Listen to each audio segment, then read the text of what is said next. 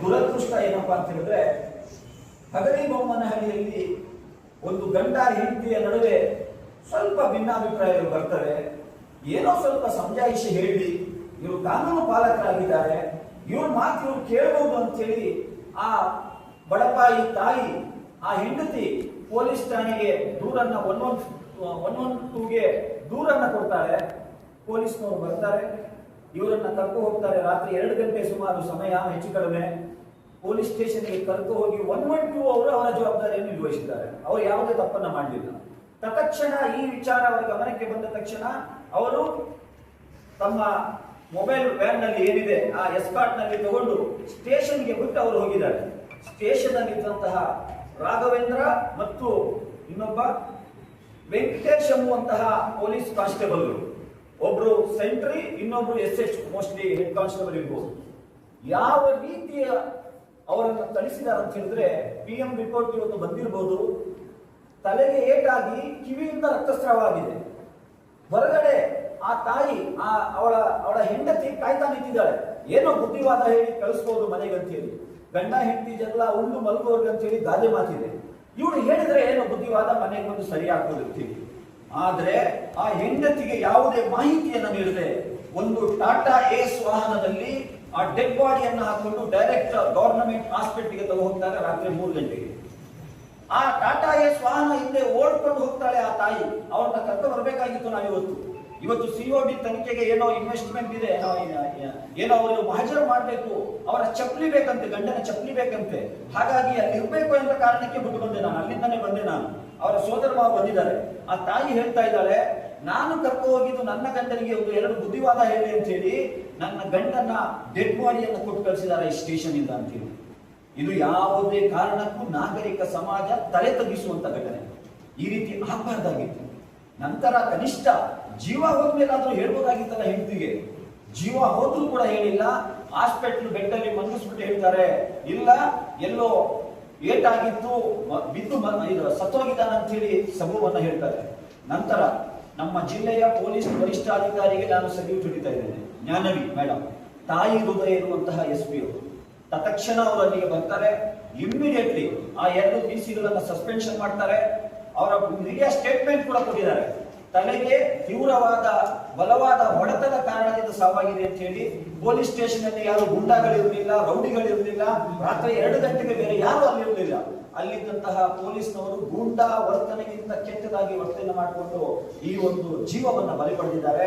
ಈ ಘಟನೆ ಇಡೀ ವಿಜಯನಗರ ಜಿಲ್ಲೆಯಲ್ಲ, ರಾಜ್ಯದ ಜನರು ತಲೆ ತಗ್ಗಿಸುವಂತ ಘಟನೆ.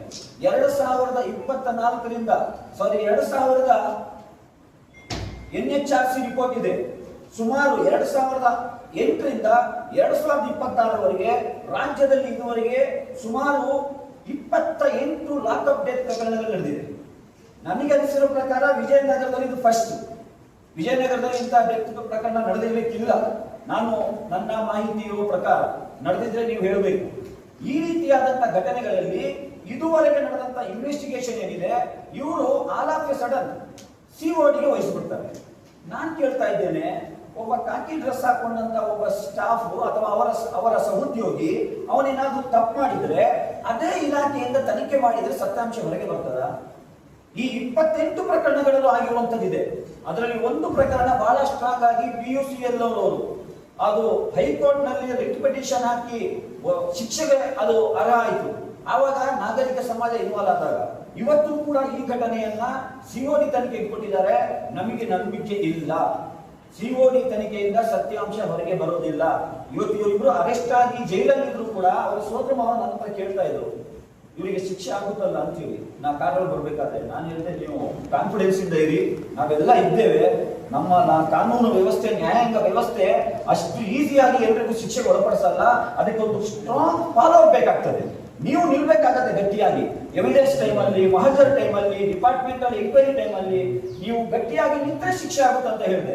ಅವರು ಈಗ ಹೋಗಿದ್ದಂತ ಜೀವ ಹೋಯ್ತು. ಈಗ ಜೀವವನ್ನು ಯಾರು ತಂದ್ಕೊಡ್ಲಿಕ್ಕೆ ಆಗಲ್ಲ. ಆದ್ರೆ ಇನ್ನು ಮುಂದೆ ಇಂಥ ಘಟನೆಗಳು ಮರುಕಳಿಸಬಾರ್ದು ಅಂತ ಹೇಳಿದ್ರೆ, ಇವತ್ತು ಇವ್ರ ಮನೆಯಲ್ಲಾಗಿದೆ, ನಾಳೆ ನಿಮ್ಮ ಮನೆಯಲ್ಲಾಗ್ಬೋದು, ನನ್ನ ಮನೆಯಲ್ಲಾಗ್ಬೋದು. ಇದಾಗಬಾರ್ದು ಅಂತ ಹೇಳಿದ್ರೆ ಇವರಿಗೆ ತಕ್ಕದಾದಂತ ಶಿಕ್ಷೆ ಆಗ್ಬೇಕು. ಕೇವಲ ಸಸ್ಪೆನ್ಷನ್ ಸಾಲೋದಿಲ್ಲ. ಅವರಿಗೆ ಡಿಸ್ಮಿಸ್ ಮಾಡಬೇಕು. ಅವ್ರಿಗೆ ಯಾವುದೇ ಕಾರಣಕ್ಕೂ ಲಾಯಕ್ಕಿಲ್ಲ, ಪೊಲೀಸ್ ಇಲಾಖೆಯಲ್ಲಿ ಡ್ಯೂಟಿ ನಿರ್ವಹಿಸಲಿಕ್ಕೆ ಲಾಯಕ್ಕಿಲ್ಲ. ಪೊಲೀಸ್ ಇಲಾಖೆಯಲ್ಲಿ ನನ್ನ ಸ್ನೇಹಿತರು ತುಂಬಾ ಜನರಿದ್ದಾರೆ, ಬಹಳ ಪ್ರಾಂಪ್ಟ್ ಆಗಿ ಡ್ಯೂಟಿ ನಿರ್ವಹಿಸುವರಿದ್ದಾರೆ. ಅವರಿಗೆ ಹಬ್ಬ ಹರಿದಿನಗಳು ಬಂದ್ರೆ ರಜೆ ಕೂಡ ಇಲ್ಲ, ಅಂತಹ ಡ್ಯೂಟಿ ನಿರ್ವಹಿಸುವವರು ಕೂಡ ಇದ್ದಾರೆ. ಇಂತಹ 2-3 ಜನರ ಕಾರಣದಿಂದ ಇಡೀ ಇಲಾಖೆಗೆ ಕಪ್ಪು ಚುಕ್ಕೆ ಬರೋದು ಬೇಡ ಅಂದ್ರೆ ಇವತ್ತಿನ ಪತ್ರಿಕಾಗೋಷ್ಠಿ ಮುಖಾಂತರ ನಾನು SP ಮೇಡಮ್ ಅಲ್ಲಿ ವಿನಂತಿ ಮಾಡುವಂತದ್ದು, ಈಗ ಅವರಿಗೂ ಭೇಟಿಯಾಗಲಿಕ್ಕಿದೆ, DC-ಗೂ ಭೇಟಿಯಾಗಲಿಕ್ಕಿದೆ, ಅವರಿಗೆ ತತ್ಕ್ಷಣ ಡಿಸ್ಮಿಸ್ ಮಾಡಿ. ನೀವು ಹೇಳ್ಬೋದು ಇಲ್ಲ ಎಂಕ್ವೈರಿ ಆಗ್ಬೇಕು, ರಿಪೋರ್ಟ್ ಬರಬೇಕು. ಇನ್ನೆಂತ ಎಂಕ್ವೈರಿ ಆಗ್ಬೇಕು ಮೇಡಮ್? ನೀವು ಕಣ್ಣು ಮುಂದೆ ನೋಡಿದ್ದೀರಾ, ನೀವೇ ಅಲ್ಲಿ ನಿಂತು ಹಾಜರು ಮಾಡಿದ್ದೀರಾ, ಮ್ಯಾಜಿಸ್ಟ್ರೇಟ್ ಸಮ್ಮುಖದಲ್ಲಿ PM ನಡೆದಿದೆ. ಇನ್ನು ಯಾವ ಎವಿಡೆನ್ಸ್ ಬೇಕು ನಿಮಗೆ? ಸಾಕಲ್ಲ ನಿಮಗೆ? ಪ್ರೇಮ ಅಫೆನ್ಸ್ ಇದೆಯಲ್ಲ, ನಿಮಗೆ ಗೊತ್ತಾಗ್ತದಲ್ಲ. ಕೋರ್ಟ್ ನಲ್ಲಂತೂ ನನಗೆ ಗೊತ್ತಿರೋ ಪ್ರಕಾರ 5 ವರ್ಷ ನಡೀಬೇಕು ಸರ್ ಇದು ಪ್ರಕರಣ. 2-3 ತಿಂಗಳು ಇದೇನು ಜಡ್ಜ್ಮೆಂಟ್ ಬರಲ್ಲ, ಅಷ್ಟು ಲಾಂಗ್ ಟರ್ಮ್ ಫಾಲೋ ಅಪ್ ಮಾಡಬೇಕಾಗ್ತದೆ. ಹಾಗಾಗಿ ಮೊದಲನೇದಾಗಿ ಇಂತಹ ಘಟನೆಯನ್ನ ಮಾಡಿರುವಂತಹ ಈ ಆರೋಪಿಗಳು ಯಾರಿದ್ದಾರೆ ಅವರಿಗೆ ತತ್ಕ್ಷಣ ಡ್ಯೂಟಿಯಿಂದ ಡಿಸ್ಮಿಸ್ ಮಾಡಬೇಕು. ಅದೇ ಸಂದರ್ಭದಲ್ಲಿ ಈ ಪ್ರಕರಣವನ್ನ ನಿಷ್ಪಕ್ಷಪಾತವಾದ ತನಿಖೆ ಮಾಡಬೇಕಂದ್ರೆ ಹೈಕೋರ್ಟಿನ ನಿವೃತ್ತ ನ್ಯಾಯಮೂರ್ತಿ ಆಗ್ಬೋದು, ಸಿಟ್ಟಿಂಗ್ ನ್ಯಾಯಮೂರ್ತಿ ಕೂಡ ಆಗಿರ್ಬೋದು, ಅವರ ನೇತೃತ್ವದಲ್ಲಿ ತನಿಖೆ ನಡೆದ್ರೆ ಸತ್ಯಾಂಶ ಹೊರಗಡೆ ಬರ್ತದೆ, ನೀವು ಸೇಫ್ ಆಗ್ತೀರಾ, ನಿಮ್ಮ ಇಲಾಖೆಗೂ ಒಳ್ಳೆ ಹೆಸರು ಬರ್ತದೆ. ನೀವೀಗ DYSP ನೇತೃತ್ವದಲ್ಲಿ ಈಗ SOP ಮಾಡಿದ್ರು. 2026ರಲ್ಲಿ ಹೊಸ SOP ಜಾರಿಯಾಗಿದೆ. ಲಾಕಪ್ ಡೆತ್ ಪ್ರಕರಣಗಳು ಉಂಟಾದ ತಕ್ಷಣ DYSP ಮತ್ತು ಅದರ ಮೇಲ್ಮಟ್ಟದ ಅಧಿಕಾರಿಗಳ ನೇತೃತ್ವದಲ್ಲಿ ಎಂಕ್ವೈರಿ ಆಗ್ಬೇಕಂತ SOP ಆಗಿದೆ ಇವತ್ತು. ಆದ್ರೆ ಆ SOP ಮಾಡಿದ್ರು ಕೂಡ ಏನಾದ್ರೂ ಅವರಲ್ಲಿ ಒಂದು ಕನಿಕರ ಇದ್ದಿರ್ತದೆ. ನಮ್ಮದೇ ಡಿಪಾರ್ಟ್ಮೆಂಟ್, ನಮ್ಮದೇ ಸಹೋದ್ಯೋಗಿ ಅಂತೇಳಿ ನಾವು ಅದಕ್ಕೆ ಒಂದು ನ್ಯಾಯಾಂಗ ತನಿಖೆಗೆ ಇದನ್ನ ಆಗ್ರಹಿಸ್ತಾ ಇದ್ದೇವೆ. ಇನ್ನು ಎರಡನೇದಾಗಿ ಅಲ್ಲಿರುವಂತಹ CCTV ಫೋಟೇಜಸ್, ಫಸ್ಟ್ CCTV ಇದೆ ಇಲ್ಲೋ ನೋಡ್ಬೇಕು ಅಧ್ಯಕ್ಷರೇ. ಇದ್ರೆ ಅದನ್ನ ಸಂರಕ್ಷಿಸಬೇಕು, ಯಾಕಂದ್ರೆ ಅದನ್ನ ಮ್ಯಾನಿಪುಲೇಟ್ ಮಾಡುವಂತ ಸಾಧ್ಯತೆ ಇದೆ.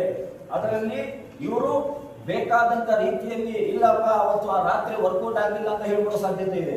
ಅದೆಲ್ಲವನ್ನ ತತ್ಕ್ಷಣ ಯಾರು ಇದೆಲ್ಲ ಸಾಕ್ಷಿ, ಇದು ಸಾಕ್ಷಿ, ಆ ಸಾಕ್ಷಿಗಳನ್ನ ಸಂರಕ್ಷಿಸಲಿಕ್ಕೆ ಬೇಕಾಗಿ ಒಂದು ವಿಶೇಷ ಟಾಸ್ಕ್ ಫೋರ್ಸ್ ಅನ್ನ ರಚನೆ ಮಾಡಬೇಕು. ಅದು ಜಿಲ್ಲಾ ಮಟ್ಟದ SP ಅವರ ನೇತೃತ್ವದಲ್ಲಿ, ಯಾಕಂದ್ರೆ ಸಾಕ್ಷಿಗಳು ಇಂಪಾರ್ಟೆಂಟ್ ಆಗ್ತದೆ. ಈಗ ನ್ಯಾಯಾಂಗ ತನಿಖೆ ಅದೆಲ್ಲ ಡಿಪಾರ್ಟ್ಮೆಂಟ್ ಎಂಕ್ವೈರಿ ಇದು ಇವ್ರು ಪ್ರಪೋಸಲ್ ಕಳಿಸಿ ಪಾಸ್ ಆಗಿ ಬರೋರಿಗೆ ಲೇಟ್ ಆಗ್ಬೋದು.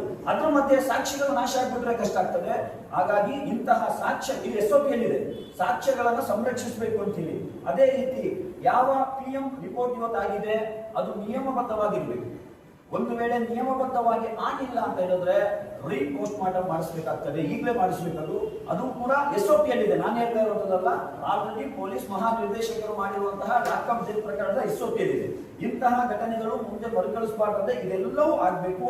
ಮತ್ತು 2024ರಲ್ಲಿ ಚನ್ನಗಿರಿಯಲ್ಲಿ ಒಂದು ಪ್ರಕರಣ ನಡೆದಿತ್ತು, ನಮ್ಮ ಪಕ್ಕದ ದಾವಣಗೆರೆ ಜಿಲ್ಲೆಯಲ್ಲಿ. ಅದೇ ರೀತಿ 2020 ಅಲ್ಲಿ ಆದಿಲೆಮೋ ಅಂತವನ್ನ ಲಾಕಪ್ ಡೆತ್ ಆಗಿತ್ತು. 25ರಲ್ಲಿ ಬೆಂಗಳೂರಿನಲ್ಲಿ ದರ್ಶನ್ ಎಂಬ ಯುವಕನ ಕೊಲೆಯಾಗಿ ಲಾಕಪ್ ಡೆತ್ ಆಗಿತ್ತು.